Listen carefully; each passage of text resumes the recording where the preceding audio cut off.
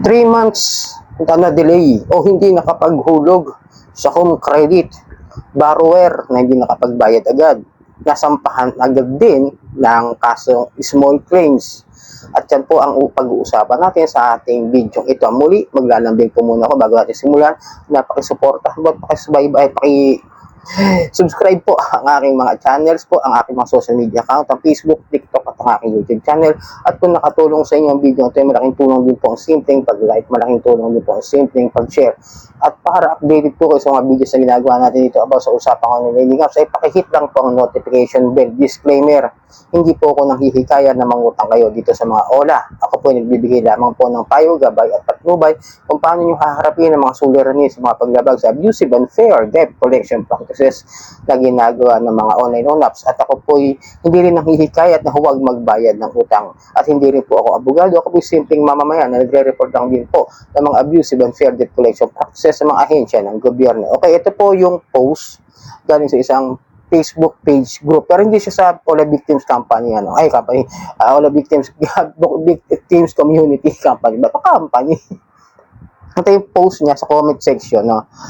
Sabi niya, totoo po yan sir, isa ako sa kinasuhan ng home credit, small claim, naayos naman po lahat, 50k cash loan, 34 months installment, 1 year ko lang nahulugan, 3 months delay, ang hulog, nag-file agad ng kaso si home credit sa court. Balance ko 72k. Nakapag-settle ako sa agent kasi may promo. Pinababayan sa akin ng 40k. Nag-deal ako 1 month palugit.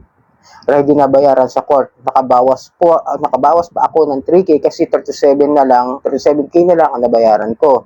Thanks God.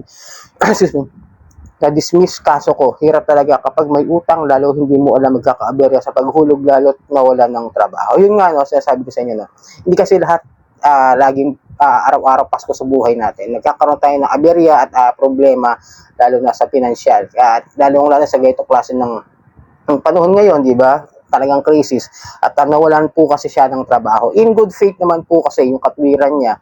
Kaya siguro nabigyan ng tawag doon ng mas mababang babayaran. Kasi umabot na ng 72k. Lahat yung dapat niyang bayaran. No? At ito po, ayoko na i-post yung mismong letter, no, ng small claims kasi baka makasuhan mo tayo, ayoko mag-expose. Kung pinost niya, siya naman may-ari, no, siya may yung may-ari ng letter, sa kanya na yan. Kasi makikita niyo naman sa ibabayan na merong papel dyan na tinakpan ko lang, okay? Tapos ito nga, 3 months lang. Tapos ano po siya, taga Quezon, nung binasa ko yung yung small claims case letter sa kanya, yung summon, okay? Tapos taga Quezon nga siya. So ibig sabihin, they can file even in the province. Hindi lang basta sa syudad o sa mga NCR regions o Metro Manila. Okay, they can file small claims kahit sa mga probinsya. Kasi tingin ko kaya hindi nila ginawa sa syudad is baka magkaroon ng aberya, di mapuntahan o di makasingil. Siyempre, medyo malaki lang rin naman yung sisingilin nila is ginawa na nila ng paraan. Siguro may agent na pwedeng tumuloy doon o baka may agent na doon nakabase doon sa lugar na yun. Kaya napuntahan at nakapagsampa sila doon ng small case. Hindi na duman ng barangay, sigurado ako kasi didiretso na sa korte. Pero good naman yung kanyang intention, in good faith. At nagawa naman daw niya ng paraan nga na mabayaran dahil nag-settle sila bago nung nasa korte na ito. Kasi from 72k, pinababayaran na lang ng agent kasi may promo. O maaaring, tawag doon, bago pa umakyat sa korte, nakapag-usap na. Para pagdating sa korte, is yun na nga mapag-uusapan nila. In one payment lang ito. Kasi sabi, nakabawas pa naman daw siya ng 3,000. So it means, binayaran lang niya is 37k. No? Kaya ibig sa 72k, medyo okay na rin.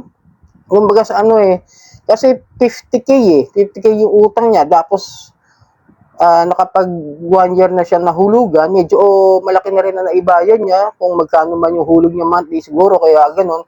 Kaya medyo, kung nakakuha pa rin ng interest o tubo na tingin ko itinapat lang ng judge doon sa tamang interest na dapat ipato. Kaya medyo para sa akin, okay na rin. Kasi kung 1 month ang hulog mo sa 50k, sabihin natin 6k monthly, di ba?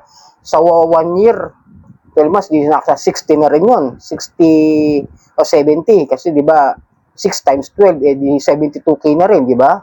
O di medyo malaki pa rin yung nabayaran niya. Mas malaki tapos nagbayad pa siya. So it means, pinag-settle na lang yung 37. Pero, papayo ko sa inyo kapag ganyan na small claims kayo, no, legit kasi si Home Credit, wala tayong magagawa dyan dahil talaga may, ano yan, kahit sa ang mall, meron yan. Ang masasabi ko lang sa inyo, kung sakaling mangyari sa inyo yan, huwag kayong mangangako na pagbabayad ng buo.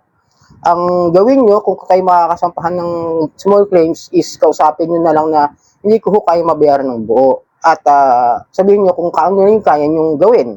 Hulugan ulit, pasimula para mabawasan din yung interest. Tapos, kung ano man kasi magiging desisyon ng judge, yun na yung masusunod. Diba ba? Ayun, kung wala naman kayong pera at wala kayong trabaho, tulad sinabi niya, ito kasi siya, siguro nagawa niya ng paraan. Humiram siguro siya ng pera sa ilang kakilala o kay kamag-anak, kaya nakahiram siya. Siguro pinabayad niya rin yun eh.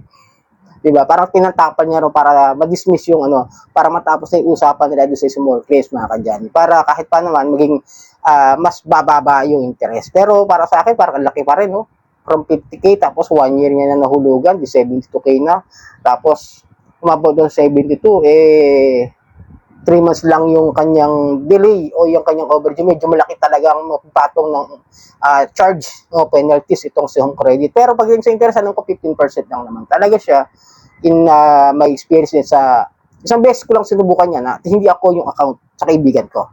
Pero binayaran ko kagad yun in just 6 months ba or 3 months, something gano'n. Basta maigsi lang, hindi ko siya pinabot ng isa to kasi laki, lalong lalaki yung magiging babayaran ko. Balik yung hulog, pero malaki yung babayaran, diba? Kaya nga sabi ko sa inyo mga kadyani, pag ganyan naranasan nyo, kung kayo mangangako, ulitin ko, huwag kayo mangangako na babayaran yung one-time payment. Paano kung may maging problema po ulit, diba? Subukan nyo na lang na installment.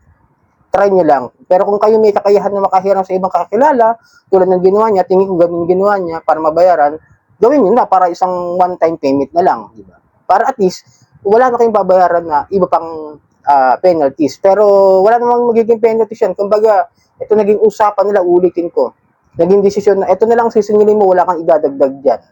Yun ang sinabi ko siguro yung judge. Kasi pagdating sa judge, titignan pa rin naman yan kung nararapat pa ba yung paniningil nila na sobra-sobra kasi may pagbabasihan pa rin naman po sila yung sa civil code ng ating batas na 6% per annum po. Yun po yung nakasaad. Pero, siyempre, negosyo, bibigyan pa rin naman sila ng karapatan na magkaroon ng kaunting kikitain o ng kikitain doon sa pautang nila as long as ano. Kasi nga, medyo lalaki nga naman yung utang ng tao kung hindi pa nila masasampahan ng kaso. Pero kung tama naman yung ginawa nung Home Credit, siyempre, demand letter, paulit-ulit na pagpunta sa bahay, yan, kaya ang ginawa, generate yun si small claims. Karapatan po nila yun, wala po tayong magagawa. Karapatan po yan nagpapautang kung magkakaroon na ng problema sa paniningil. Siyempre, para din umabot at lalo lumaki. Ulitin ko, huwag niyo mong katakutan ng small claims. Civil liabilities lang po yan, hindi po yan criminal liabilities, at hindi po kayo magkakaroon ng record na hindi maganda sa inyong NBI, sa police, o sa kahit saan. Civil case lang po kasi yan. Okay? Sana nakatulong.